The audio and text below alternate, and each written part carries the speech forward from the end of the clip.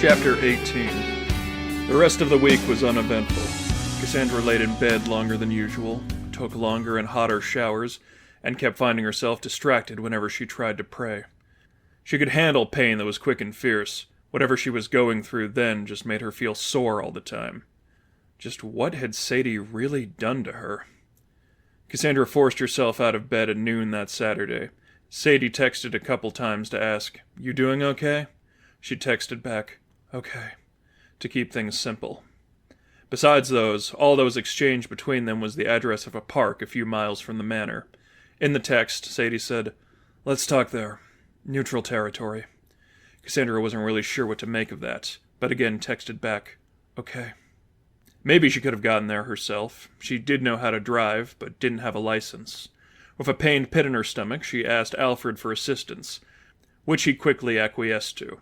It was a musty day. Clouds covered the sky and threatened to turn to rain, and the smell of dew-covered leaves filled the air. She picked out a simple black and white striped skirt from her closet, one of Stephanie's numerous recommended additions to her date night wardrobe, and wore one of Sadie's jackets. In spite of everything, the familiar smell and feel still comforted her. The drive to the park was mostly quiet. As they closed in, however, Alfred did ask, "Is everything all right, Miss Cassandra?" She let out a long sigh. "We'll let you know." "Are you two fighting?" "Think so." After a brief, shared silence, Alfred ended with, "Well, I'm sorry. If you want to talk of it further, you know you're welcome to." "Thank you." But she said nothing more. Sadie pulled up 10 minutes after Alfred parked. Cassandra said, "Don't know how long I'll be." "If I must be somewhere else, I'll message you," Alfred said. "Otherwise, I'll be right here." With a hard swallow and a deep inhale, Cassandra approached Sadie's car. Sadie managed half a smile as she opened the door. "Hey." "Hey." Sadie looked toward the park and chewed on her lip for a moment. "I know this isn't your specialty, but we obviously need to talk for a bit." Cassandra clutched a handful of her own hair. "Yes. Now? Let's head in. Follow me." Sadie led Cassandra to a large playground in the park's center. The slide and handlebars built around it formed a big structure made to resemble a rocket ship. Only one woman, a few children, and a dog ran around. The clouds still warned of rain. "When I was a kid, my parents and Salty used to bring me here. We didn't have a lot of money, but even the rich kids' playgrounds still belonged to the whole community," Sadie said. "I used to talk about a lot of stuff on those swings over there. That's where I want to go." Cassandra followed a few steps behind, and, for a few minutes, they just sat. The creak of the chains, the way their feet scuffed the dirt, and the sound of the kids on the playground were the only noises between them. "I'm sorry for the way things went the other day. I didn't mean to make you feel weird or uncomfortable or anything else. Just acting in the moment, you know? I was paying attention. I stopped as soon as you told me to." Cassandra looked down. "I said it twice." "You did? I didn't hear you then." There was a twinge of annoyance in Sadie's voice. "I'm not a mind reader here." "I know. Cassandra stopped and sighed. "Never mind. I'm sorry." "Well, it's not really important. I mean, it is important. It's just not what I'm trying to talk to you about." Sadie paused for a moment, took in a deep breath and a long exhale. "I'm sorry, too. I'm kind of a mess right now, I know. It's fine." Sadie pushed off the ground of her feet, forcing the swing up a little, and rocked back and forth. "Cassie, I really like you. I've pretty much always really liked you." She laughed softly. "You literally rescued me. It's not like I have a lot of choice in liking you." Something was wrong. Something was very, very wrong, and Cassandra knew it. Even through her jacket, Cassandra could see Sadie's body as it tensed, evidenced by how tightly she clutched the swing's chain. "And I really want this thing to work, this you and me thing, but after the other night, I don't know how to explain it. It's just given me a lot to think about. Are you leaving me?" It came out of Cassandra so cold and neutral, but only because of how numb it made her feel. Sadie's eyes went wide for a moment, and she slowly turned toward Cassandra. "I thought you were awful at context clues." A tiny spasm ran through Cassandra's body and left her arms and legs in a tight clasp. Are you leaving me? Damn it, Cassie, I don't know. The response came out sharp and rough. I don't want to. Then don't. Don't interrupt me. Silence took them both for a minute. I don't want to break up with you, but between the other night and the stuff with school and whatever the hell else is going on, I think I just maybe need some space for some things. I didn't really get just what different wavelengths we're on. You don't want to marry me. I have no idea if I want to marry you or not. I'm in high school. I wasn't really planning on figuring something like that out right now. The previous gentleness was gone. Even the kicks to the dirt were more aggressive. Maybe I'm so sick of the people you go to church with trying to keep it to themselves that I don't even want it. Cassandra flinched. Do you mean that? Just like everything else, I don't know right now. Sadie's voice found a little more stability, but the previous frustration was still there. When I first came out, I was sure dating one of these, I don't know, new wave liberal religious lesbians would be an awful idea. That no matter how okay they'd make me feel about it, there would always just be something weird going on under the surface. The tension in Cassandra's hands vanished. Her blood felt like it froze. An awful idea. Am I an awful idea?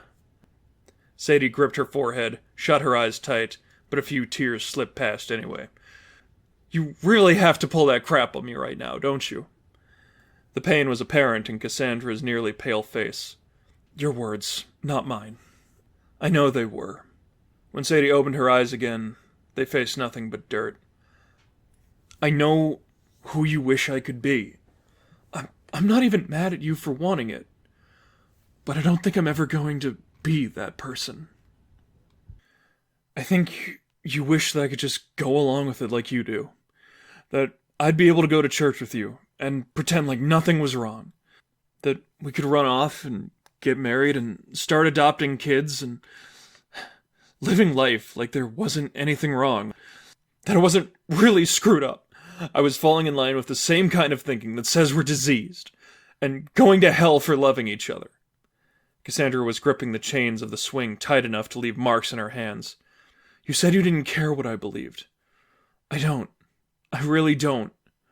But now your beliefs are affecting me.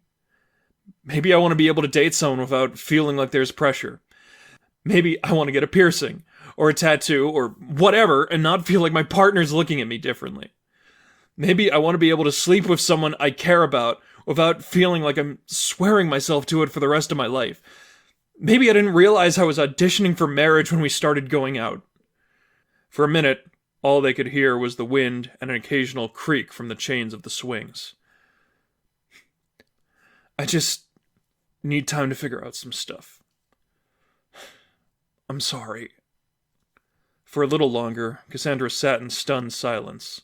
When she spoke again, all of her thoughts came rushing out in a deluge. I can be better. I can get used to the ring. I'm sorry. She started to hitch on her words as they came out. I don't have to talk about getting married. If you really need to... The next words made her choke. If you really need to sleep with someone else, I don't care. Just... Sadie sighed and shook her head. I've been on the wrong side of that arrangement before. It's awful. You don't want that, believe me. And I couldn't do it to you anyway. With a hard sniffle, Cassandra asked, But you'll do this. I can't ask you to change your beliefs. They're part of who you are, and I don't want to be the reason you lose part of yourself. But I can make my own choice here. For the last time, Cassandra asked, Are you leaving me? The way Sadie's body lost all tension spoke to complete resignation. Call it what you want to. I just need time to think. About school, my life, whatever. If you want to wait for me, I promise I'll call you back when I make a decision. But I don't expect that. Sadie pushed up from the swing, tucked her hands into her pockets, and sighed. Do you have a ride home? Alfred's waiting. Okay. Sadie looked away and bit her lip. I want to respect your boundary here. Do you want me to just leave, or do you want me to kiss you goodbye? Cassandra answered fast. Kiss me goodbye. It wasn't too late. She could still fix this. If they just held each other, surely she'd change her mind. Okay.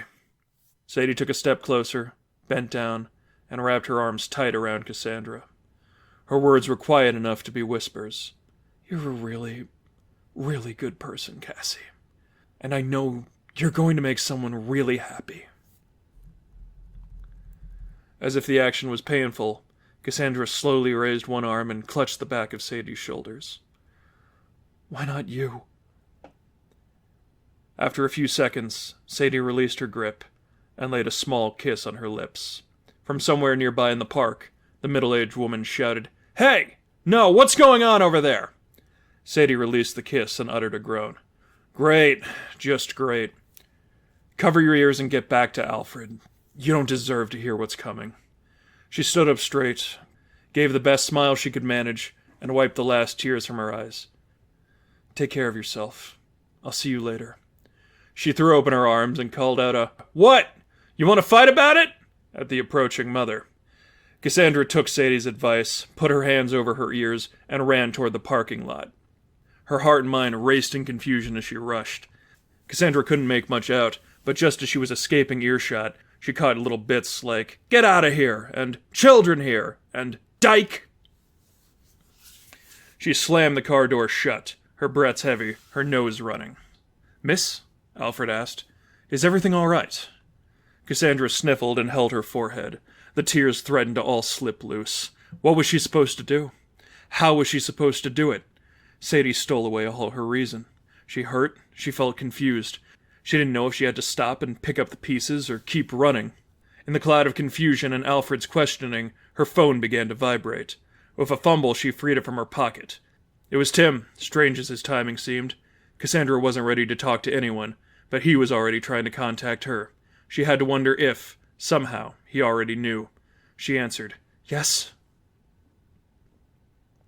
Hey, Cassie, I have some news. Are you somewhere secure? She said, Go. I know this is kind of unexpected. I have to make sure if you have any reservations about this. What? Cassandra, are you all right? You sound a bit off. Nothing. She wiped at her nose of her sleeve. Running. Out of breath. Go on. That big ship the Penguin uses as a casino and floats around the bay with? The final offer? You know what I'm talking about? It didn't matter. What about it? Bruce keeps tabs on Cobblepot through his businesses sometimes.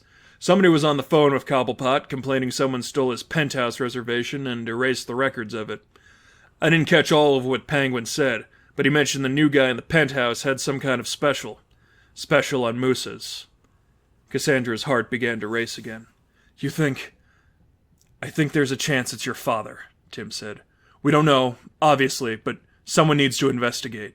I don't know if you're up for it, but if it really is him and Lipov's leading him into a trap, he might listen to you. The blessed distraction had come. Getting my uniform. I'll do anything.